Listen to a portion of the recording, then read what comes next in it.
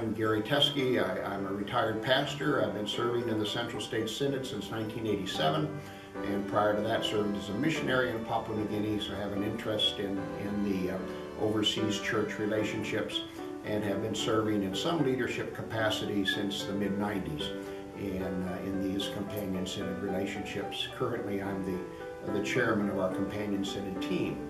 The Central States Synod, ELCA, is a companion synod or companion church to two overseas churches or church regions, church entities. One of them is the Kati district of the Evangelical Lutheran Church of Papua New Guinea, which is located in the country of Papua New Guinea, which is on the island of New Guinea off the north coast of Australia. And the other church that we relate to is the Evangelical Lutheran Church of the Ural, Siberia, and the Far East. Basically the Lutheran Church in the entirety of Asian Russia. We have those relationships. Just to touch on how we got into them, I think as much as anything, our first bishop, Bishop Charles Maas, now Bishop Emeritus, for a time served with his father, or lived with his father, who served as a missionary in Papua New Guinea many years ago, and shortly after World War II. And so I think he has had a particular affinity for the church in Papua New Guinea and had a lot to do with us becoming a partner with that church. Now, the Evangelical Lutheran Church in Papua New Guinea numbers about 1 million members. So being realistic, we decided to relate to just one district of that, about 60,000 Lutheran Christians, and which are divided into 8 circuits in the Finschhafen region, it's called, on the Huon Peninsula of Papua New Guinea, with 2 of the circuits being further west around Garina. The church in Russia we became a companion to them, partly because there is such a large population of Russian Germans, Volga Germans as they're called, who are living scattered all across Kansas. During the 1800s and into the 1900s, many ethnic Germans who had moved from Germany into Russia under Catherine the Great, then the political conditions changed and it became less advantageous for Germans to be there. So there was a large migration of Germans out of Russia, the Russian Germans, into central and northwest Kansas, or at places like Great Bend, Hayes, Waukene, out through there. And so we thought that was kind of a natural connection. Being in a companion synod relationship means we stress relationship. It's to a certain extent we become involved in financially in supporting projects in other churches, but mainly the idea is to develop relationships between people in the Central States Synod and the people in Russia, the people in Papua New Guinea, relationships through which we both bless them but also receive the blessings that they have to give to us. And with that in mind, we have a history since the mid-1990s of having companion synod visitations, visiting in Papua New Guinea, also in Russia, but then also having visitors from those 2 regions also coming to visit our synod in congregations and church groups and individuals. We have a lot going on with those 2 companion churches right now. Our focus is on the far east of Russia, where there's 9 congregations, with the flagship congregation being St. Paul's Lutheran Church in Vladivostok. With most of the Lutheran churches were closed, burned down, or the buildings confiscated and turned to other purposes during the Soviet era, especially under Stalin. This was the case of St. Paul's Lutheran Church in Vladivostok, but with the advent of perestroika in the late 80s, more religious freedoms were granted to the churches, and so the church was given back. The church building was given back to the Lutheran Church in the early 90s, and a pastor named Manfred Brockman went there and has been redeveloping the congregation and restoring the church ever since. In 2012, we had a visit to Russia, to Eastern Russia in particular, to celebrate the 20th anniversary of the first Lutheran worship service after the church was reopened in Vladivostok. And on that trip we visited the bishop of the entire Lutheran church in Russia, in Moscow, an exciting parish in central Siberia in a city called Krasnoyarsk, as well as several other congregations in the Far East. The next year we had two of the pastors from Eastern Russia, Alexander Lapochenko and Evgeny Slinchenko, came over for our Synod Assembly in 2013. And in 2013 we also had a visitation in Papua New Guinea, where we participated in a discussion with our Papua New Guinean partners about stewardship. That's something coming out of a mission mentality into a church mentality. They're really wrestling with developing a sense of stewardship and ownership of the church. It's not mission, they are now the church, and have both the resources, the ability, and also the will to be supportive of their church.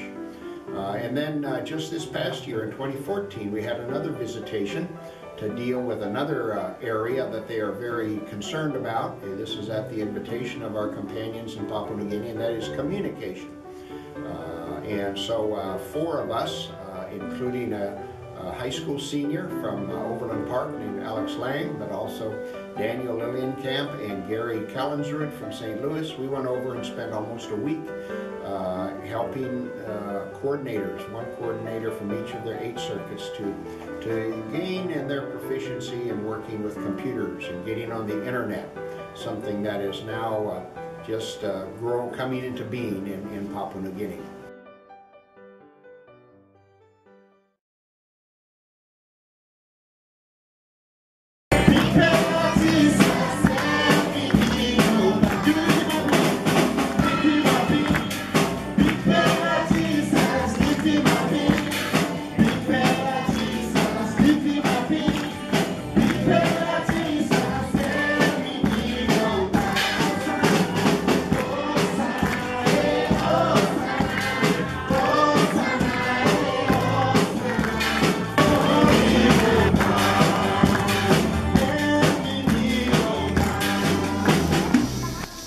Must give him takis long Caesar or Nogat. Alright, all Pharisee, he go pining talk. Only pining talk, below pining robe, below quote him Jesus. Only thing, lo trick him Jesus, lo make him sample a talk in straight. By all he can quote him and lo talk long every yet. All is salim, all disciple belong all, one time a sample a man belong a line belong Herod. Now all ego long Jesus. Na talking mem also teacher me belai sabe you man lo talk to na lo talk to the soul you say schooling all man Mary lo passing lo God you no sabe pret long one pelaman no God you sabe make him one kind talk long all get a man maski all in that name or all in that name also na you must talk in me bela you think one he alright, long you may give him takis, lo Caesar or Nogat. That's all Jesus is have a finish long thinking no good below all na ito. You bella. What boy you bella he try me. You bella showing me one bella money you bella is have give him takis long end. Na all it is in one bella money he come long end. Na Jesus he ask him also. This bella money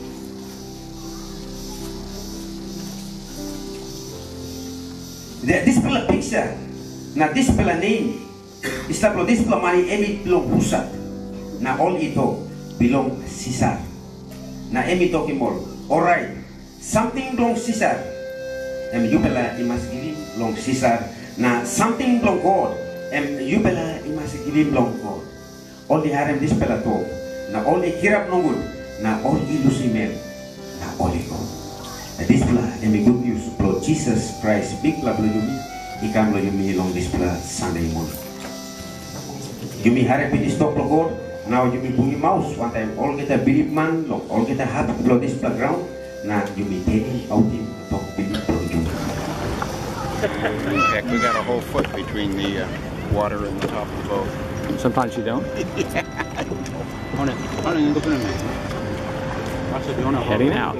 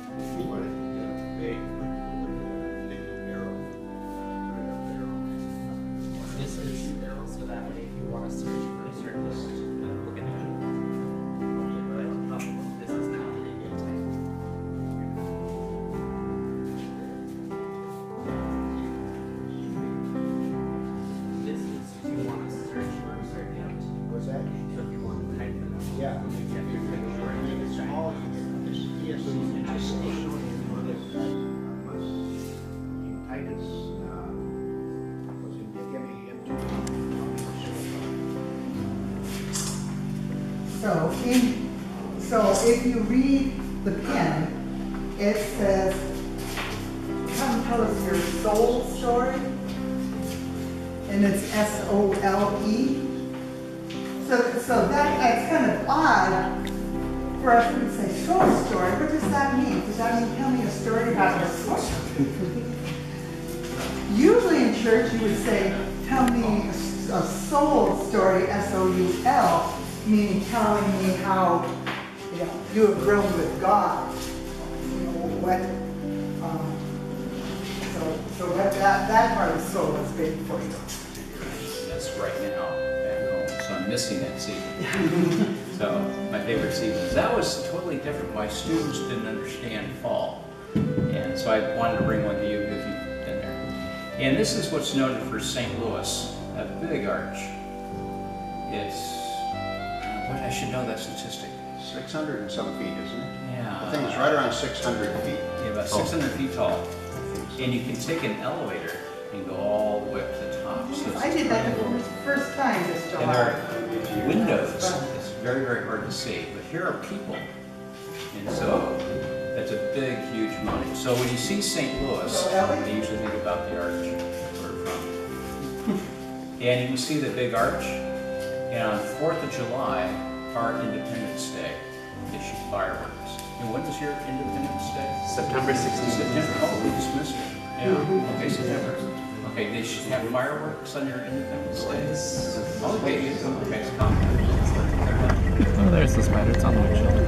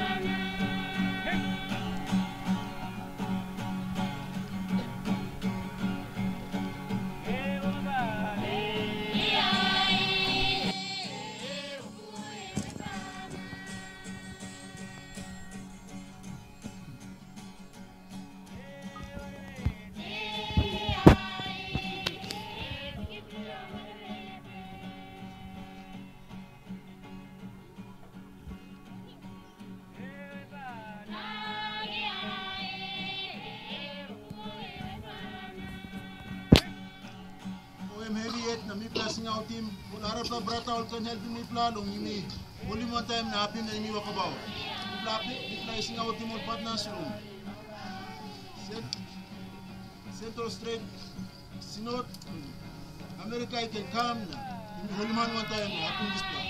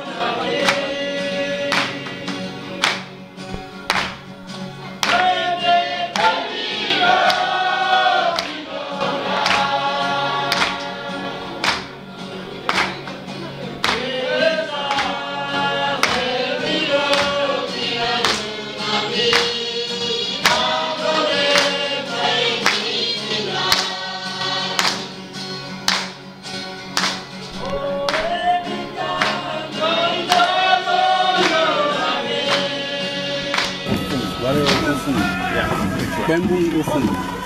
Bamboo often helps what you do. Then by writing again. Okay. And good news if you go along Desla. Desla and good news if you go Wario, Dedua, you go along Ogatalo Kabum. Yeah, through Desla. Kabum, you go Ogatalo Bona. Okay.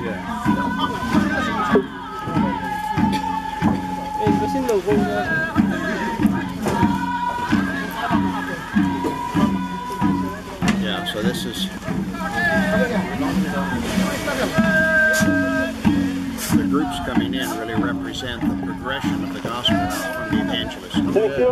All remember, all So it went from here to there, and then the next group was like the next group to receive it.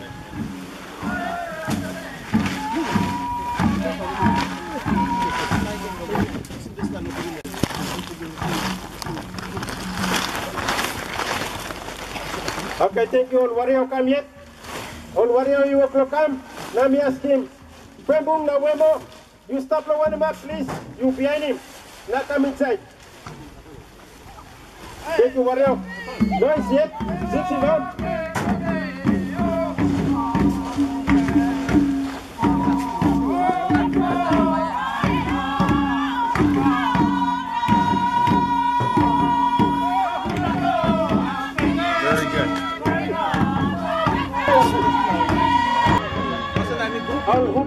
He come inside one time, he asking him, you get out, you talk to him, mama's Batman, the one we will come inside. Who said to step out? You're fighting man.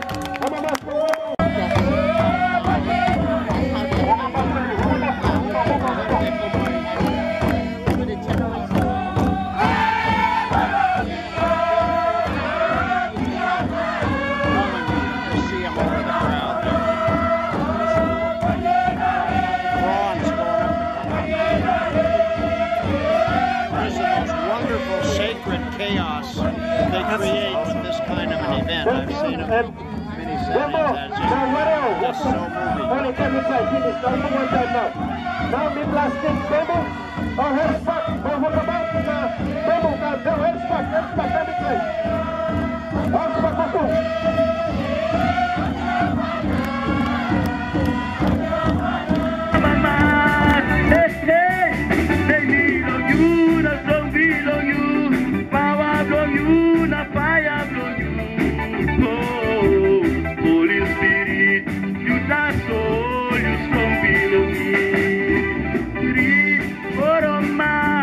you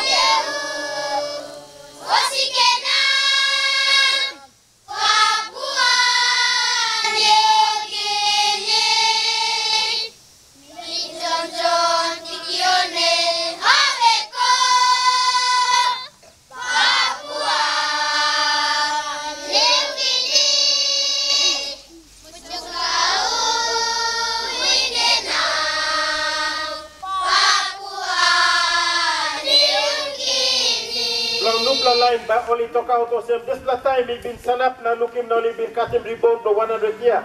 All back reflect. Hello, my name is Alex Lang, and I am one of the 4 people who went to Papua New Guinea in 2014 through the Central States Synod.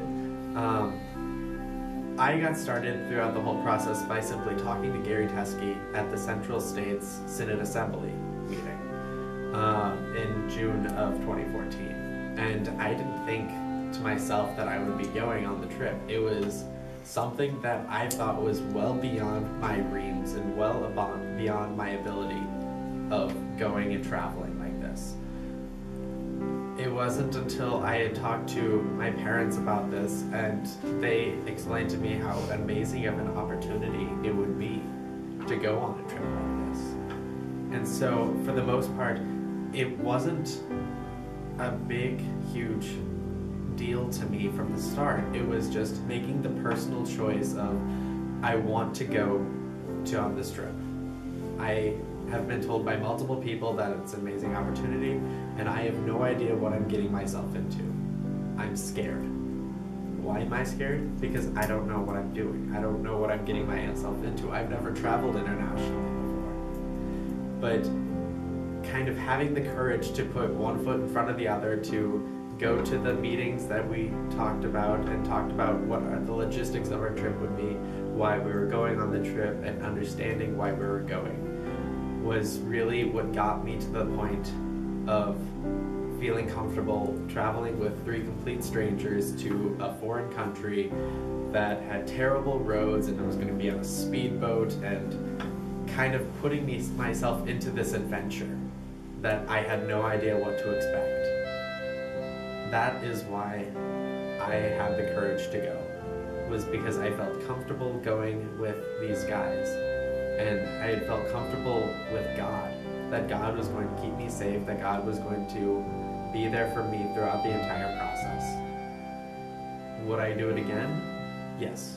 Would I be as scared? Yes. Because do I know what's coming? No. I tried to keep the same mentality when I went to the village by myself with Sefas Walker, the youth coordinator for the Kate district.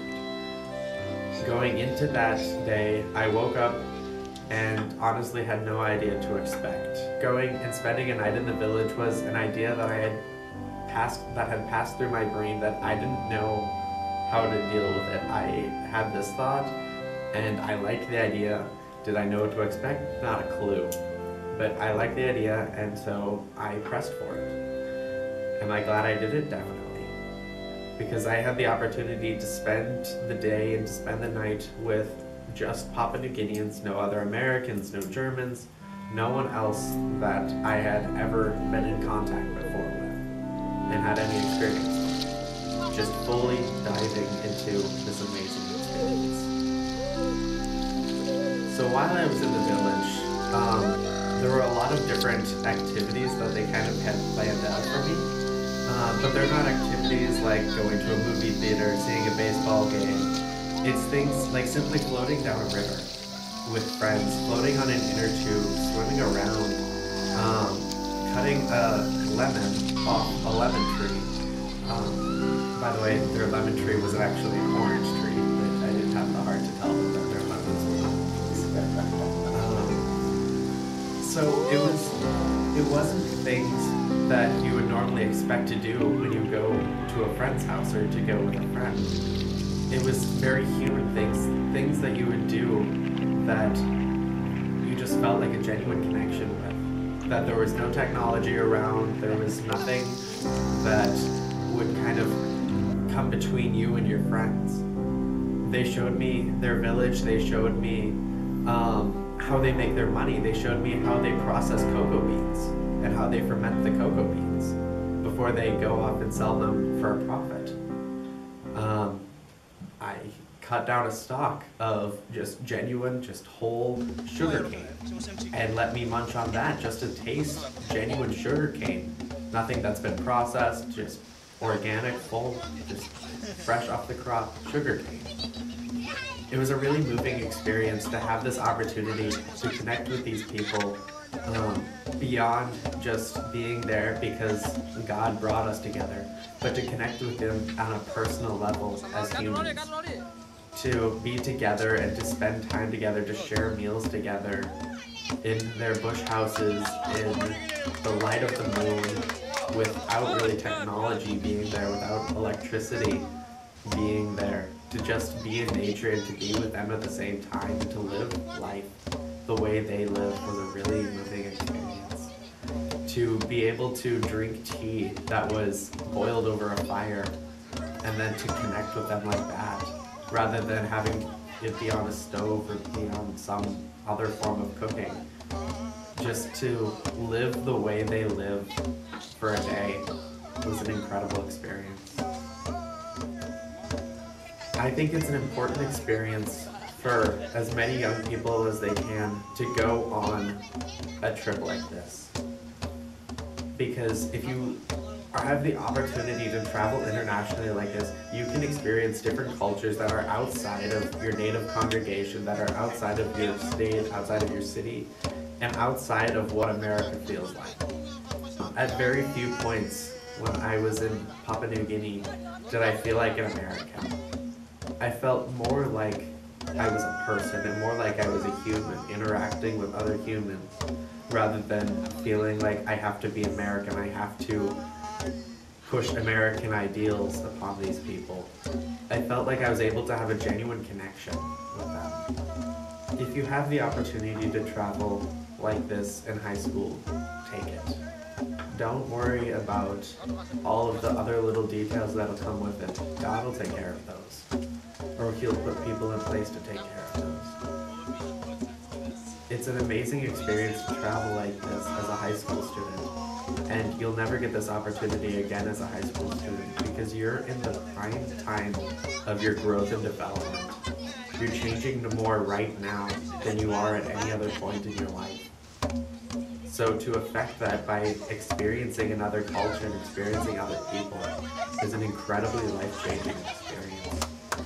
It'll teach you how to interact with people that you've never met before on a massive scale. It'll teach you how to kind of expect the unexpected when it comes to life, because you'll never know what's coming. And traveling internationally, especially through the church where you know that you'll be safe, is an experience that will definitely grant you. So where do we go from here? In 2015, we have scheduled to have 2 Papua New Guinean youth come over to our United States National Youth Gathering in Detroit, Michigan. Those 2 youth have already been picked out and they are going through the process right now of coming over. So at the 2015 National Youth Gathering, we will have our local companion synod, local churches going, as well as 2 Papua New Guinean youth coming. And then in 2016, we are putting together a trip of local Central State Synod youth to go over to Papua New Guinea just like I did. And that would be an incredible experience for anyone who goes. So make sure that you find out information and make sure that you get in the application to go. A great deal has been happening in our relationships with our companion churches in both Papua New Guinea and Russia. And there are some exciting plans that are in place, as well as some dreaming going on about possibilities. We also are currently supporting one of the pastors in Eastern Russia, Pastor Alexander Lopochenko, and our congregations have just done a wonderful job of responding to that.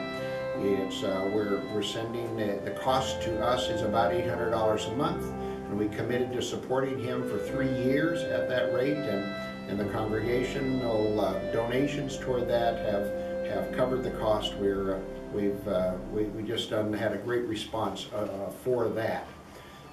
The Dean of the Far East, Manfred Brockman, will be visiting our Synod Assembly this coming year in 2015.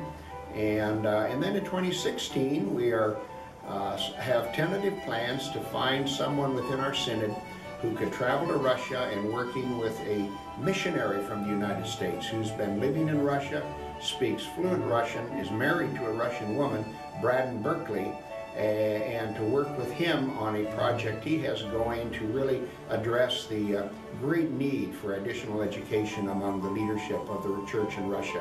They're calling it Equipping for Service. And so we'll be looking for congregations to step up and support that as well, so we can have someone go and spend anywhere from 3 weeks to 3 months presenting, leading seminars and educational events across Asian Russia for the leaders, the lay leaders, as well as the handful of pastors who are serving in that country. In terms of our future work partnership with our companion church in Papua New Guinea, there's a number of options that we're considering that would be exciting and I think be fruitful and really be a blessing both to us and to them. One is that they have really focused, as I said, on communication and on stewardship. And so I think it's quite possible we'll be finding someone who can go back to Papua New Guinea in the near future to do additional training for these computer operators, the communicators from the circuits.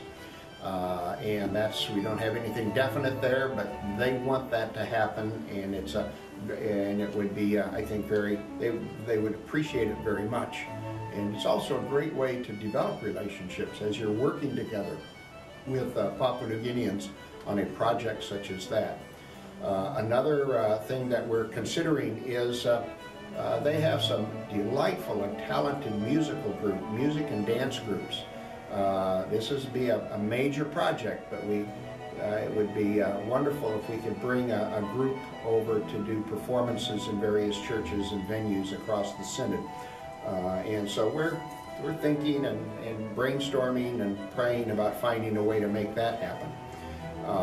The other thing is that 4 of the circuits, and there are 8 circuits within our companion district, the Kate district, 4 of the circuits have companion parishes or congregations in Germany that relate to them. They communicate with one another, and occasionally there's visitation. The other 4 have no partners, and so they would love to have congregations or maybe area ministries or entities, congregational clusters within our synod who would relate to the individual circuits, which would be taking the relationship to a little more toward the, away from just the head of the organization or leadership level and more towards the grassroots, I guess you might say. So those are some of the additional things that we see we could do together, do with one another, get going, that we really believe has the potential to help to grow these relationships, which are transformative for all who will participate in them in every way. Our Central State Synod for many years has set aside the Epiphany season as a season for global awareness, and especially a season during which we celebrate our companion synod relationships. I think it's really a good season to do that. We have such a sense, the common, I guess, understanding of missions is we go somewhere and we give things and do things for others and give things to others. It's kind of all going in that direction. But I think our companion synod relationships can help us see even the Epiphany story differently, and also the Epiphany story can help us see it differently. For it was the wise men who really came and taught Herod and the religious leaders of Jerusalem, and even Mary and Joseph. They learned a lot from the wise men. It wasn't just that the wise men were learning from them. The foreigners, as they were, the Magi, they were the ones who had a revelation of that God was doing something important, and they brought their witness to Herod, and they brought their witness to Mary and to Joseph. I think that's a good paradigm for what we're talking about. Just everybody who is involved in one of these companion synod visitations or hosting find that it's not just that we are helping them learn or grow in faith, but they are helping us learn and grow in faith as well. And the other quote I'd like to look at is one from, not from a biblical source, but from a noted and famous American humorist, Mark Twain. He is quoted as saying, "Travel is fatal to prejudice, bigotry, and narrow-mindedness, and many of our people need it sorely on these accounts. Broad, wholesome, charitable views of men and things cannot be acquired by vegetating in one little corner of the earth all one's lifetime. I really believe that in my experience with the Companion Synod relationships, with doing Companion Synod visitations and people who have gone on them, that this has really proven to be true. It's just a great way of growing in our understanding of the church, in looking at the world and ourselves and our society through the eyes of different people, different cultures with different values. And it's just beneficial, is a blessing in so many, many ways. It's just really important that we continue to develop these Companion Synod relationships.